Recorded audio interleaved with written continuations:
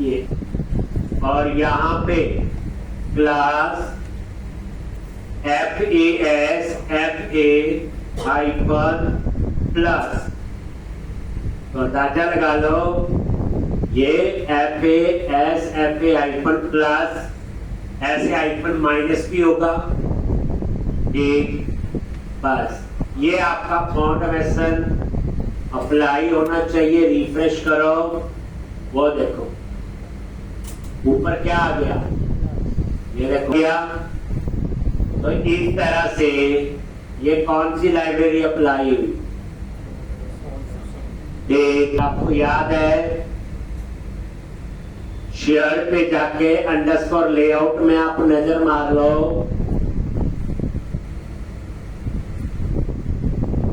ये ऐड की फॉन्ट एक,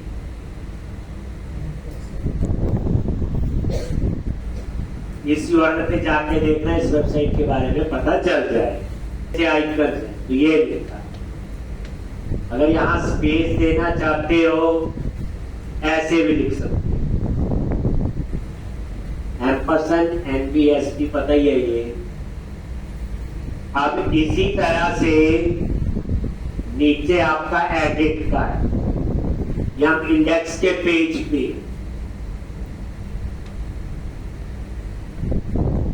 अब ये FAS FA हाइफन प्लस ये हम रोज यूज करेंगे, याद भी हो जाए, ना पता चले तो फॉन्ट MSN की जो वेबसाइट है वहां जाके आप लोग देख सकते। ये हो गया। अब एडिट पे, अब हम चाहते हैं यहाँ भी एक आइकन आ जाए, एडिट ना लिखा, यहाँ रिसाइकिल भी ना आ जाए। अगर आपको करना है यहाँ पे, तो ये देखोगे नीचे आपका टेबल बना है, लूप लगा है, और ये एडिट लिखा हुआ ना, एंटर प्रेस करता हूं,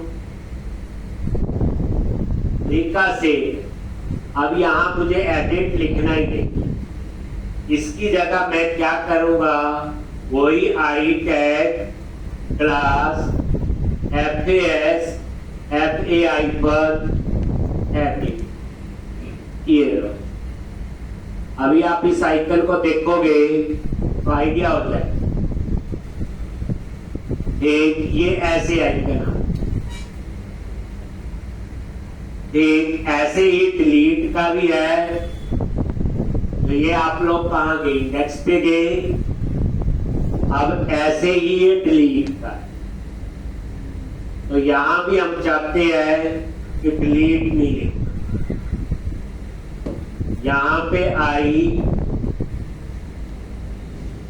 class FAS FA hyphen trash hyphen all, ये बने हुए सारे, ये धीरे धीरे याद हो लिखा है। यहां से आप लोग देख, अब ये देखो, अब डिलीट के लिए रिफ्रेश किया, ऐसे आते आप ये करेंगे सारे, और होते हैं प्लस है, माइनस है, फिर ऐड टू कार्ट, अलग अलग इसमें बने हुए हैं, तो धीरे धीरे कहीं ना कहीं यूज करते हैं। चेंज क्या करोगे,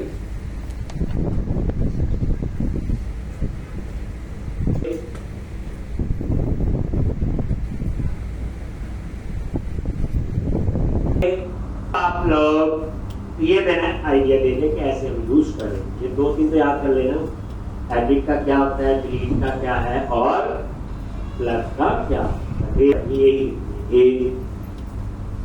अब आगे हमारी रिक्वायरमेंट है, इसके ऊपर डेटा टेबल अप्लाई करना है, और उसके अंदर ये फीचर्स होगी, सॉर्टिंग, सर्चिंग, नेविगेशन। तो उसके लिए डाटा टेबल नाम से हमने यहां लाइब्रेरी ये अब इसके पास डेटा कैसे पहुंचेगा, उसके लिए हमें बनानी पड़ेगी API। क्या बनाएंगे? API। ठीक बताया हो। किसके लिए यूज होता है? डेटा कम्युनिकेट करना from one platform to another platform. क्योंकि हमें डेटा जावा प्रोजेक्ट पे राइट क्लिक किया, ऐड न्यू फोल्डर, और यहां पे कंट्रोलर्स नाम से फोल्डर बनाया। ये हम एमबीसी कंट्रोलर नहीं बनाएंगे, यहां पे हम बनाएंगे एपीआई कंट्रोल पर। एक नया फोल्डर बना लिया कंट्रोलर, और इस फोल्डर पे राइट क्लिक करो, ऐड कंट्रोलर। कंट्रोलर पे राइट क्लिक किया, ऐड कंट्रोलर, और यहां चूज करो एपीआई, और यहां चूज करो एपीआई कंट्रोलर एम्प्टी। कोई पूछे कि क्यों यूज कर रहे हैं, यही क्वेश्चन आता है, तो आप बोलोगे मुझे जावास्क्रिप्ट में रखा चलो, क्योंकि जो डेटा टेबल है वो जावास्क्रिप्ट की लाइब्रेरी है, उसके लिए हम एपीआई यूज करेंगे। एपीआई क्या करेगी? ASP.NET कोर के थ्रू डेटाबेस से डेटा लेके आएंगी, और वो डेटा किसको हम यूज करेंगे? जावा स्क्रिप्ट में, और उस डेटा का फॉर्मेट होगा JSO। एपीआई जो है याद रखना, इसका तो मैं एक अलग से पूरा प्रोजेक्ट बनवाता हूं, ये काफी डिमांड है। अभी मैं उतनी एपीआई बताऊंगा जितनी मुझे रिक्वायर्ड है, धीरे धीरे इंप्रूव करेंगे। अब देखो एपीआई टर्म सुनी थी कहीं पहले, कंट्री स्टेट सिटी में मैंने सुनाई थी, थोड़ा बेस बना हुआ, अब थोड़ा सा और प्रोजेक्ट। तो एपीआई कंट्रोलर जो एंटर होता है उसमें मॉडल व्यू कंट्रोलर उसकी होती है ना, किसी का भी बोलते हैं। ये एपीआई है, इसका कोई जीयूआई नहीं हो, क्योंकि एपीआई में डाटा लेके आए, इसका ग्राफिकल यूजर इंटरफेस नहीं होता, सिर्फ डेटा ही आए। जैसे डाटा को निकाल के मान को बाहर, अब पता चलेगा क्या सी। अब ये देखो यहां पे इसका नेम दे दिया मैंने book control, 11 API controller empty, और ये बुक कंट्रोल।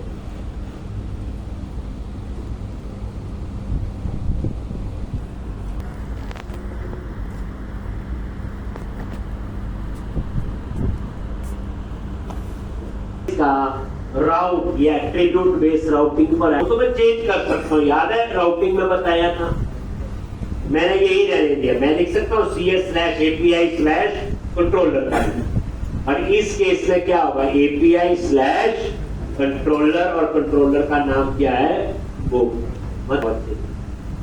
स्लैश कंट्रोलर का, ये इसका URL, तो ये ऊपर।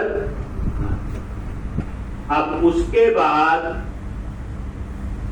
ये कंट्रोलर बेस क्लास ही नहीं है, आप इसको ना कंट्रोलर F12 प्रेस किया कंट्रोलर पे, क्या इनहेरिट है? कंट्रोलर। जब आपने कंट्रोलर यूज कर लिया तो कंट्रोलर बेस तो अपने आप ही आ गया। लो अब यहां पे डाटाबेस यूज करना है, क्या लिखते हैं? Private read only application context बनाओ, और यहां पे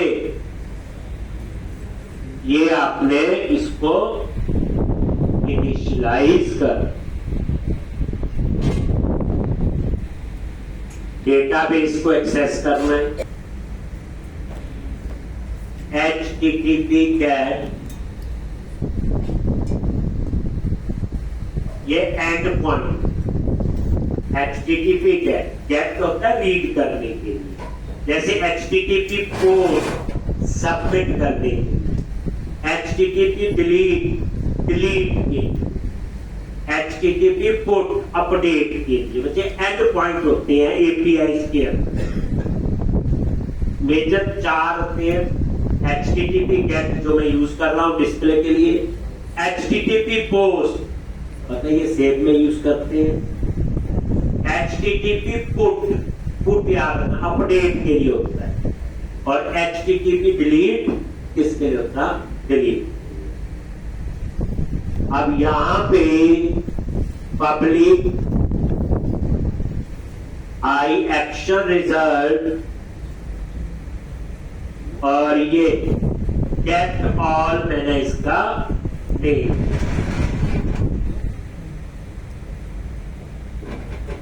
गेट ऑल। और ये देखो मैंने एक वेरिएबल लिया वो प्लेस, और यहां पे context dot books dot to place आ गया डेटा, सारी बुक्स का डेटा आ जाएगा इसमें बुक लिस्ट में। और उसके बाद रिटर्न JSN, ये देखो अब यहां से पता चलेगा कि ये क्या है, एक। और यहां पे रिटर्न और कैसे न्यू करली ब्रैकेट, डेटा एक वेरिएबल ले लिया, और ये आपने क्या है बुक प्लेस। बस गेट एंड पॉइंट यूज करना जब डाटाबेस से डाटा फेच करना हो, गेट, और रिटर्न कर दिया किस फॉर्मेट में, बोलो चीज। ऐसा सा हमने पहले भी पढ़ा, याद है नहीं? एक अब हम इसको टेस्ट करते हैं पहले, यार मेरा डेटा की नहीं, ठीक है कि नहीं। हो सकता है कुछ कॉन्फ़िगरेशन करके बनाया था, वो तो सिंगल पेज एप्लीकेशन है, रेजर पेज का प्रोजेक्ट है जब चूज किया था। अब हमने इसमें कंट्रोलर ऐड कर दिया, क्या पता, चलो देखते हैं। आप एक बार इसे रन करो,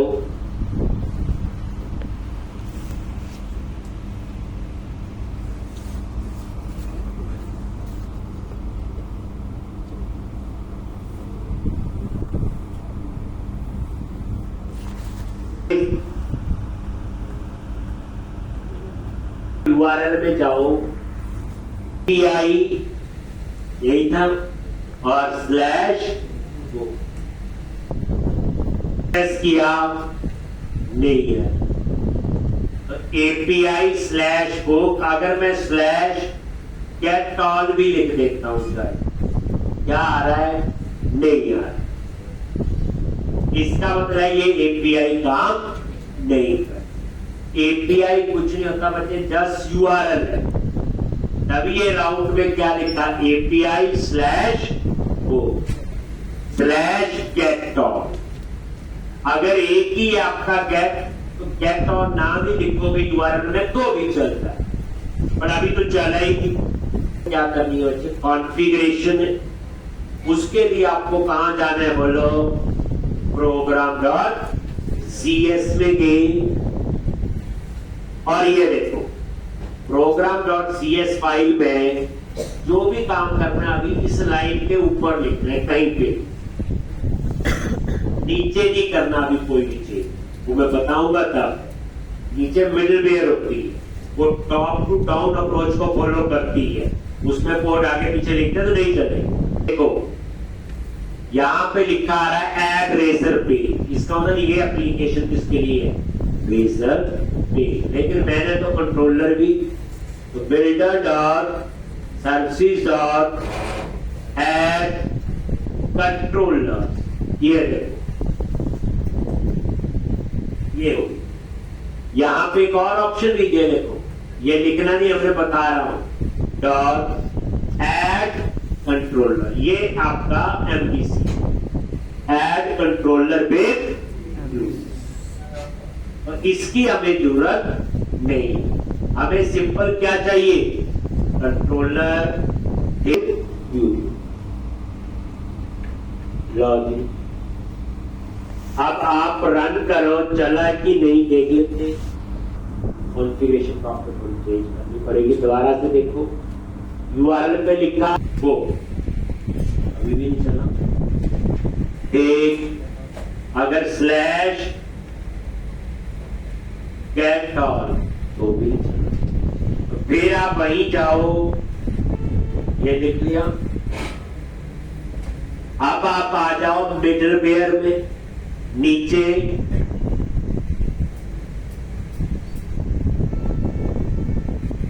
आगे। अब नीचे आप यहां पे ये देखो, लास्ट सेकंड लास्ट में क्या लिखा हुआ, मैप रेजर पेज। मतलब ये रेजर पेज के साथ यूज होगा। मैंने लिख दिया यहां पे मैप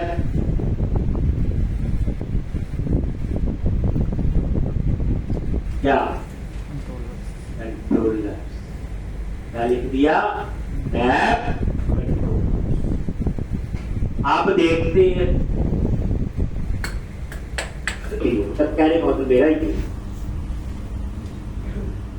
और ज्यादा तेज बनोगे, किसी और प्रोजेक्ट टाइप में कुछ और करना चाहोगे तो थोड़ा तो आपको ध्यान रखना पड़े।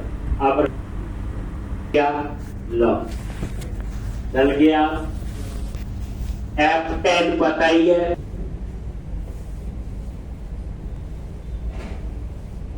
ये लॉजिक एक, और यहां पे डेटा, ये डेटा हमारा वही है जो ये लिखा था बच्चे। उसके बाद देखो एक बार समझ ले, स्क्वायर ब्रैकेट में एरे बना, क्योंकि इसके अंदर 2 रो भी हो सकती, 10 भी हो सकती है। ये स्क्वायर ब्रैकेट, उसके अंदर ये करली ब्रैकेट लगी है, और ये देखो यहां तक एक record, ID1, title PHP, description आ गया, ऑथर ISBN, प्राइस। लेकिन नोटिस करो, हमने जो आईडी दिया था आई कैप्स में था, डिस्क्रिप्शन टी कैप्स में था, टाइटल का टी, ये सारे किसमें कर लिए इसने, स्मॉल। अब ये JSN एक केस सेंसिटिव होती है, ध्यान रखना है। यानी कि जब हम इस डेटा को एक्सेस करेंगे, आईडी चाहिए होगा तो आई स्मॉल में लिखना, टाइटल चाहिए होगा तो टी स्मॉल। जैसे देखो ऑथर का है और ISBN चारों कैप्स थे तो चारों ही स्मॉल। ये दूसरा रिकॉर्ड है, देखो ID3, टाइटल देखो, डिस्क्रिप्शन, ऑथर सारा मेरा है। तो ये बच्चे JSN में की पेयर बनाता है। देखो आईडी की और ये वैल्यू, टाइटल की और ये इसकी वैल्यू जो लिखेंगे वही आएगी। याद ये रखना है, इसमें जो फर्स्ट लेटर है अपने आप ही क्या कर देता है, ये स्मॉल, ताकि जब हम इसको जावास्क्रिप्ट वगैरह में एक्सेस करें तो ये वाला चलेगा। आई कैप्स में लिखोगे तो नहीं चलेगा, इसलिए मैंने आपको ये JSN लिखा। मेरे जी अब आपका डेटा जो है ये JSN में आ चुका है, इसका तो API ने काम करना शुरू आगे बढ़, और वो कोड लिखेंगे हम जावा रूट पे गए और ये JS फोल्डर, और JS फोल्डर पे राइट क्लिक करो, ऐड न्यू आइटम, देख लो www रूट के अंदर JS पे राइट क्लिक किया, ऐड न्यू आइटम,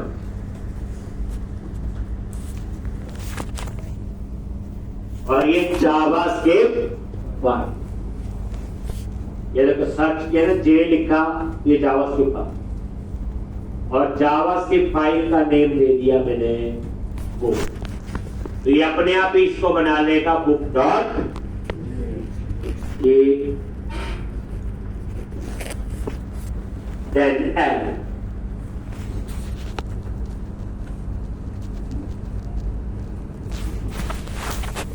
सबसे पहले मैं ऐड डाटा टाइप इसमें हुई है, किसी भी टाइप का डेटा आ सकता है।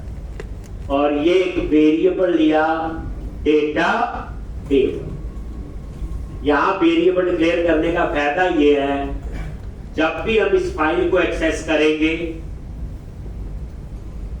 तो इस फाइल के अंदर इस वेरिएबल का स्कोप पूरी फाइल नीचे तक ग्लोबल वेरिएबल हो गया डेटा टेबल। ये डेटा टेबल कोई कीवर्ड नहीं है, ग्लोबल वेरिएबल पूरे पेज में मैं यूज कर सकता हूं।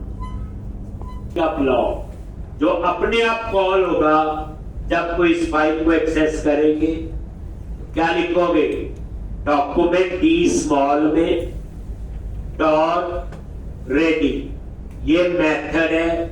ये मेथड अपने आप कॉल होगा जब कोई इस फाइल को एक्सेस करेगा, जैसे आपका पेज लोड इवेंट हो। और इसमें फंक्शन कैसे बनता है? ये फंक्शन कीवर्ड एफ स्मॉल में, और ये एक, और ये इस तरह सिंटैक्स देख लो। डॉलर कीवर्ड है, ये jQuery के सिंटैक्स है, नॉट जावास्क्रिप्ट की आदत। डॉक्यूमेंट डॉट रेडी मेथड अपने आप कॉल होगा, और इसमें फंक्शन बनाने का सिंटैक्स ये फंक्शन राउंड ब्रैकेट और उसकी कर्ली ब्रैकेट, और ये अपने आप कॉल होगा, हमें कॉल करने की जरूरत नहीं है। अब इसके अंदर मैंने एक मेथड है जो अभी बनाना है, लोड डेटा टेबल, अभी बनाया नहीं।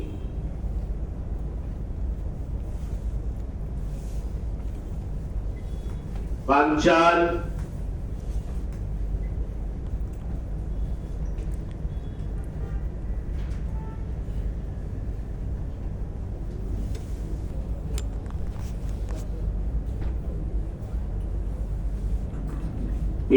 मतलब ये बनाया और इसको कॉल किया, बस और कुछ नहीं। ये कोई कीवर्ड नहीं है, मैं बना रहा हूं एक कस्टम मेथड, और इसको मैंने यहां कॉल कर लिया ताकि सारा कोड वहां लिखना यहां। अब इसके अंदर ये डेटा टेबल जो ऊपर वेरिएबल लिया हुआ ग्लोबल वेरिएबल, डॉलर jQuery है डॉलर, और आईडी से एक्सेस करना हो तो हैश, और ये किस पे अप्लाई करना है। तो मैंने आपको पेजेस में गई बुक लिस्ट में जो हमने इंडेक्स पे टेबल बनाया था और के बाद, और उस टेबल का आईडी क्या है?